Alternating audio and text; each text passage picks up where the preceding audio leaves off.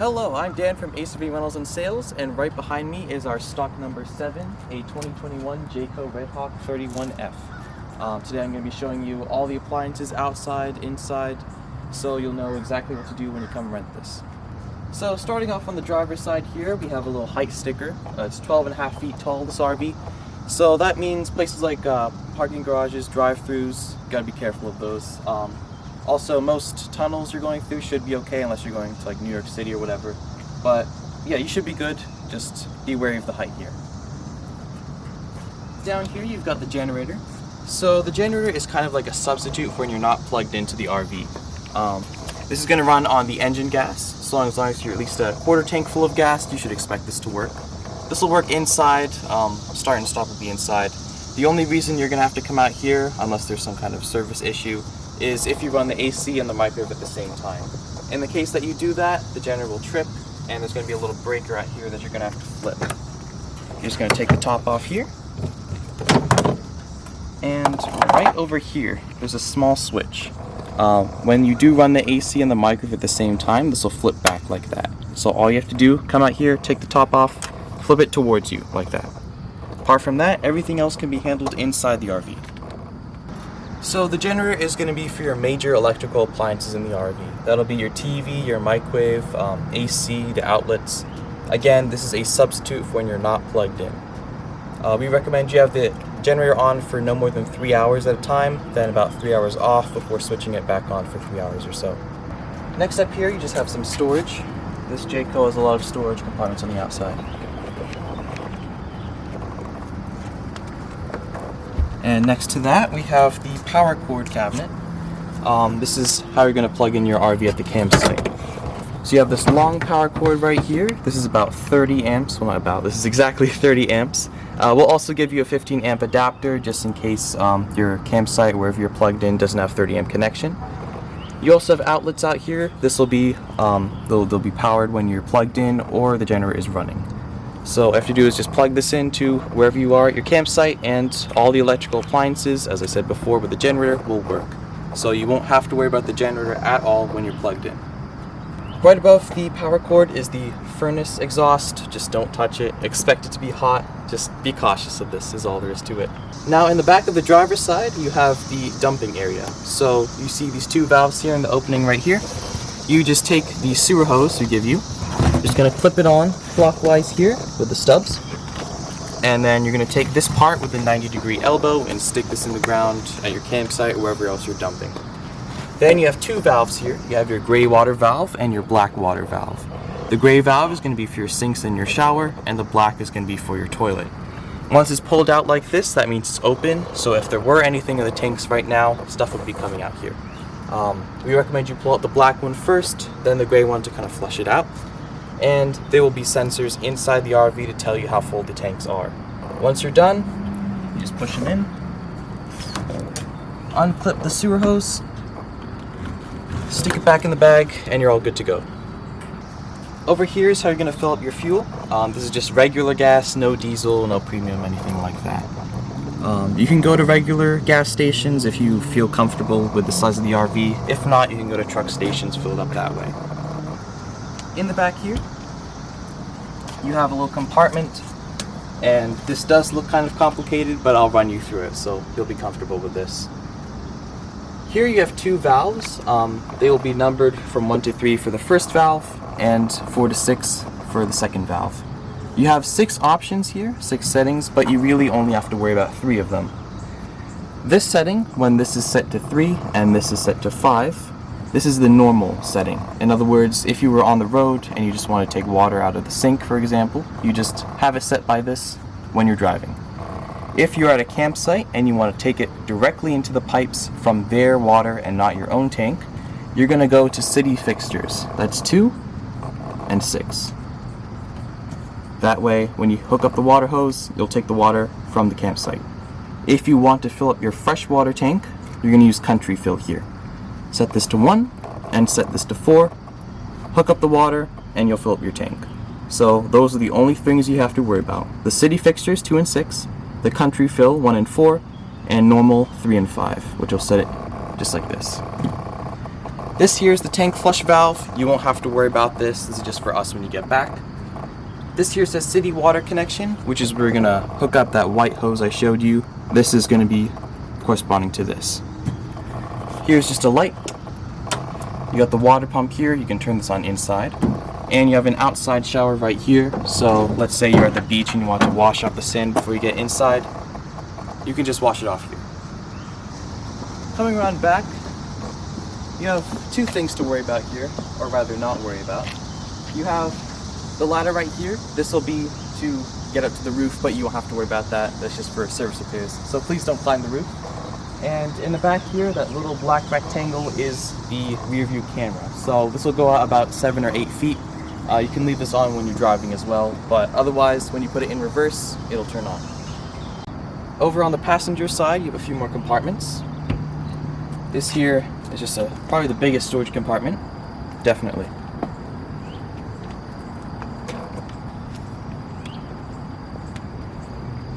And right below that, you have a little propane outlet. This is going to connect to the RV's propane, so you have an external grill at your campsite.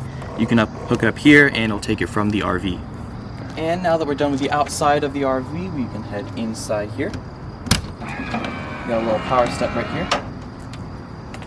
First things first, when you step inside the RV, you have these little switches down here. So this here is just for the speaker. Once you have the radio on in your RV, you can switch it from the inside speakers to the outside speakers.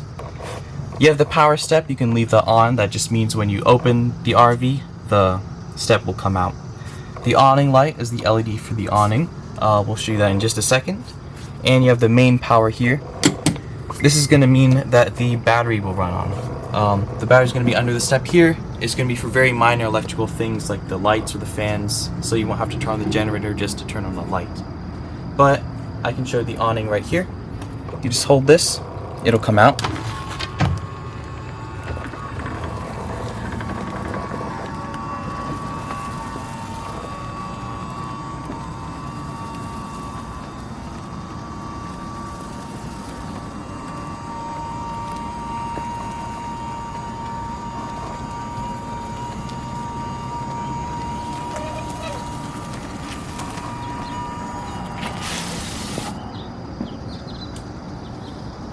Now the awning will come out about 8 feet total, and it's really only for shade, so you should turn it in when it gets windy or rainy.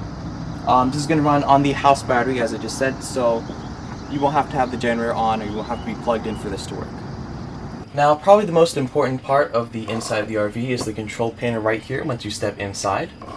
I have quite a few things that'll tell you stuff about the RV. Right up here is the generator hours. This is going to be how many hours the generator has been running total for this RV. If you do want to start the generator, you hold down stop here first to prime it until this red light turns on. Then you hold down start.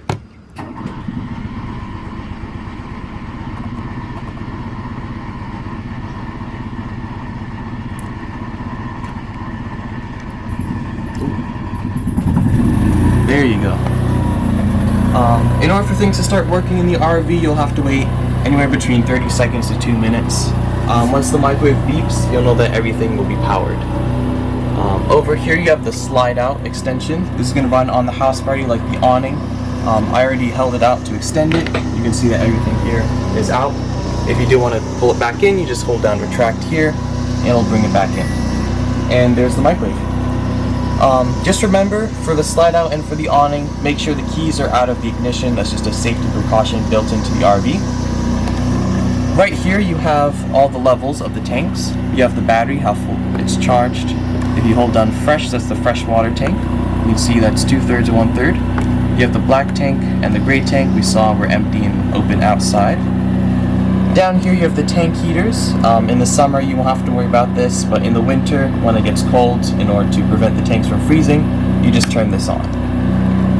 The water pump, once you turn this on, you'll be able to get water from any of the faucets. We recommend you have this off though when you're driving, just in case the faucet opens, you want all the water leaking out. And here's the water heater I was talking to you about outside. You can turn this on with the propane gas, that's what LP is, liquid propane. Once you turn this on, it'll turn on the propane water heater, and it'll take no more than 20 minutes to heat up the water.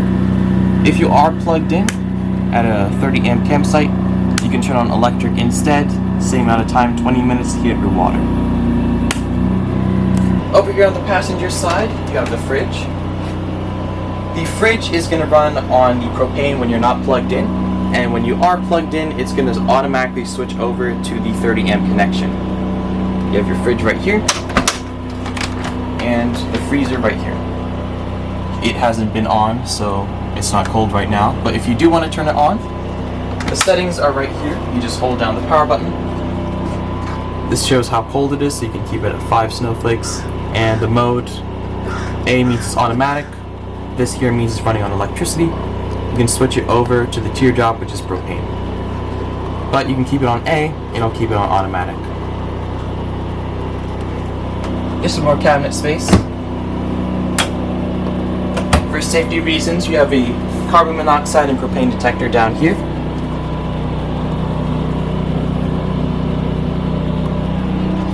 And up here you have the exterior and interior lights, more lights, and then this here is the AC control panel. This is going to run again on the generator or when you're plugged in, and remember, AC and the microwave not at the same time.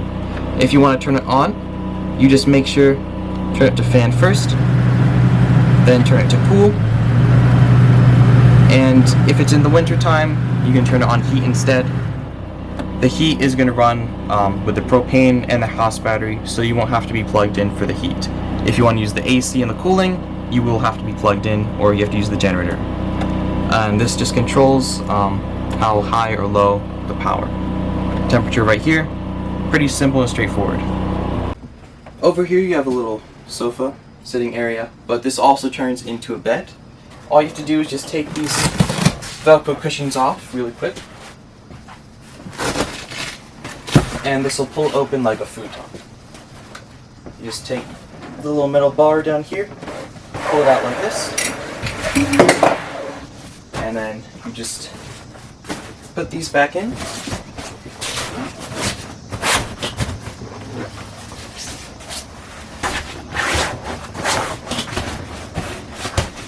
And there you have it. Like the sofa, this dinette area also turns into a bed. All you have to do is just take these cushions out. Once you have all the cushions down, you just lift up the table, then it'll swing down here. Just like that. And this is your completed bed. So that's 2 extra sleeping spots for you.